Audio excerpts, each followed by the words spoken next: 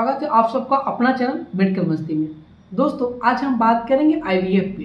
क्या होता है आईवीएफ, आप कब आईवीएफ की सलाह लेंगे और ये क्या प्रोसेस होता है और इसके अंदर क्या क्या किया जाता है और इसकी सक्सेस होने की क्या परसेंटेज है और ये क्या एक बार में सफल होता है या बार बार डाला जाता है, कैसे इससे बचे और क्या क्या करना है, क्या शरीर के बाहर होता है अंदर होता है, इन सारे तथ्य पे बात करेंगे। दोस्तों वीडियो छोड़ के मत जाइएगा।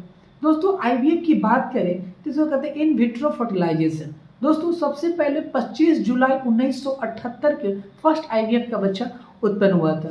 दोस्तों अब आईवीएफ जो होता है, आईवीएफ दो टाइप का होता है, जो इन विवो यानी कि जो हमारे शरीर से यानी कि नेचुरल जो बच्चा होता है उसको हम लोग इन विवो कहते हैं, जो बॉडी के इनसाइड होता है। लेकिन इन विट्रो जो बॉडी के बाहर हो उनको हम लोग इन विट्रो कहते हैं। अब दोस्तों ये होता कैसे है, क्या होता है, एक नॉर्मल बच्चा होने के लिए अब मेल का स्पर्म होना चाहिए और फीमेल का ओवम अगर फर्टिलाइज करता है तो जाइगोट का निर्माण करेगा तो नॉर्मल बच्चा होगा। लेकिन किसी कारणवश फीमेल में भी कोई दिक्कत रहा हो, मेल में भी दिक्कत है या स्पर्म काउंट की रिपोर्ट हो तो आपको प्रॉब्लम हो। अब ये लेना कब है, तो दोस्तों आईवीएफ तब लेंगे आप जब आपकी शादी का 1 से 1.5 साल हो गया, 2 साल हो गया, आपने बहुत सारे प्रयास भी किया, अगर आप माँ नहीं बन पा रही तब आप आईवीएफ लेना। दोस्तों आईवीएफ में क्या होता है, आईवीएफ में एआरटी से होता है। और एआरटी क्या होता है, असिस्टेंट रिप्रोडक्टिव टेक्नोलॉजी है। इससे क्या होता है कि आपके जो है स्पर्म को निकाल कर और बाहर से फर्टिलाइज यानी कि लैब में फर्टिलाइज कराया जाता है। अभी किस पे काम करता है दोस्तों, ये फीमेल के हार्मोन पे काम करता है। ये जो प्रोसेस है वो पूरा हार्मोनल प्रोसेस है। अब हार्मोनल प्रोसेस कैसे, आप सब जानते हैं कि बच्चे पैदा कराने में 2 हार्मोन काफ़ी ज़्यादा रोल निभाते हैं, एफएसएच और एलएसएच। अब दोस्तों एफएसएच क्या होता है, फॉलिकल स्टिमुलेटेड हार्मोन और ल्यूटिनाइजिंग हार्मोन। ये हार्मोन क्या होता है, बॉडी में तो होता ही है लेकिन कुछ फॉर्म में इसी इंजेक्शन के फॉर्म में देकर इसको और बढ़ाने की में मदद करता है। दोस्तों आप सब जानते हैं ना कि फीमेल के पास ओवरी होता है और ओवरी में फॉलिकल होता है और फॉलिकल की जो अंदर होता है ना फ्रूट जमे होते हैं। आप सब जानते हैं कि 28 से 35 दिन का ये साइकिल होता है और एक उसमें से ओवम रिलीज होगा तो वो बाहर आती है। आप सब जानते हैं कि महिलाओं में एक ही ओवम रिलीज होता है जबकि पुरुष में बहुत सारे स्पर्म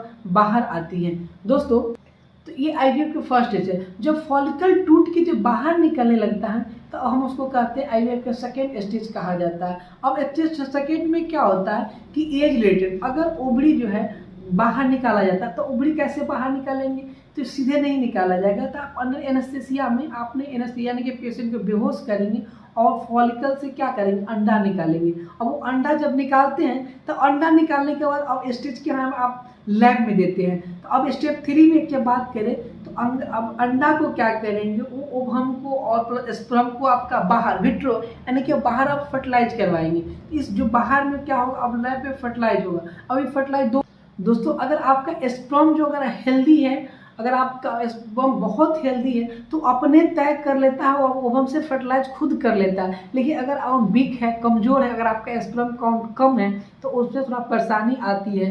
कई बार ऐसा देखा गया है कि स्पर्म काउंट जब कम रहता है ना तो उसमें काफ़ी ज़्यादा परेशानी का सामना करना पड़ता है। दोस्तों तो इस आवर में क्या स्पर्म नहीं है तब क्या होता है, इसे इंजेक्शन के फॉर्म में ICSI की तरह दिया जाता है। अभी ICS क्या होता है, इंट्रासाइटोप्लाज्मिक स्पर्म इंजेक्शन। इसमें क्या होता है कि जब देने के बाद जो होता है हमारा स्पर्म जो होता है वो एक्टिवेट होता है यानी कि हेल्दी होता है। अभी हेल्दी में क्या होगा, आप सब जानते हैं कि नॉर्मल प्रेगनेंसी की जो बात करें, किसी व्यक्ति नॉर्मल प्रेगनेंसी की बात करें तो मात्र कितने % होते हैं, 5%। जैसे कि आप सभी पढ़े होंगे, जानते भी होंगे कि प्लास्टर से बोन ऐड कितने % होते हैं, तो मात्र 5%। सेम उसी प्रकार से नॉर्मल प्रेगनेंसी की जो बात करें मात्र 5% होती है। वही 5% पर लोग 100% बिलीव करके चलते हैं। उसी तरह से आईवीएफ में भी लगभग सफलता की जो परसेंटेज है वो 30 से 40% होता है। तो दोस्तों इसको कह सकते हैं ये सक्सेसफुल मेथड है। दोस्तों अब क्या होता है कि स्पर्म और ओवम मिला, जब स्पर्म और ओवम मिलेगा तो क्या बनेगा, जाइगोट बनेगा। अब जाइगोट क्या बना, एक सेल बना। अब जब एक सेल बना तो अब जाइगोट में क्या मिल जाएगा, अब जाइगोट से बनेगा 3 सेल।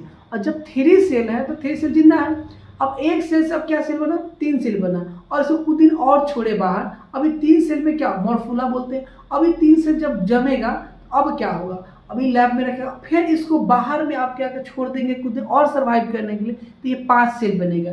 जब ये 5 सेल बनेगा ना, तो इसको हम लोग ब्लास्टोसिस्ट बोलते हैं। अभी ब्लास्टोसिस्ट क्या करेगा, जब 3 दिन तक जीवित है तो 5 दिन तक और स्ट्रॉन्ग हो गया, जब 5 दिन तक रखते हैं तो इसकी अपेक्षा और ही ज़्यादा बेटर हो जाता है दोस्तों। अब ये मरोला को क्या लेना है, ये मरोला के इंजेक्शन के फॉर्म में अब फीमेल के यूट्रस में डाल दें। आप सब जानते हैं कि हम लोग का जीवन का शुरुआत माँ के यूट्रस से ही हुआ है, गर्भाशय से ही हुआ है, क्योंकि माँ का अब यहाँ यूट्रस में बच्चा सर्वाइव करना शुरू करेगा।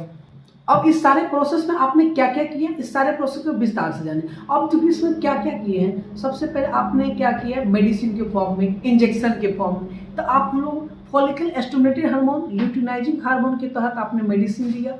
ये मेडिसिन को देने के बाद इंजेक्शन के फॉर्म में दिया। एक इंजेक्शन आता है बीटा एससीजी, और बीटा एससीजी क्या करता है ना, प्रेगनेंसी के लिए कंसीव करता है, ओवम को रिलीजमेंट बनाता है। और ये कब निकालते हैं, एनेस्थेसिया के थ्रू निकालते हैं। अभी ये क्या होता है कि आप उसमें एक ओवम नहीं निकालना है, अगर आप अपने से निकालते हैं तो ज़्यादा निकाल सकते हैं, 2 की जगह पर आप 3, 4, 5 भी निकाल सकते हैं, नो प्रॉब्लम दोस्तों। उसके बाद आप फीमेल फर्टिलाइज करेगा, स्पर्म हो जाएगा, ओवम बनाएगा दोस्तों। 5 सेल वाला नुकसान करने की संभावना होता है दोस्तों। कभी कभी अगर एक मिसकैरेज हुआ था, अगर आप एक बार में डिस्पैच कर जाता है, अगर नहीं होता है, इसका ये मतलब नहीं कि वो सक्सेसता नहीं होगा, आप दोबारा भी करवा सकते हैं, नो प्रॉब्लम।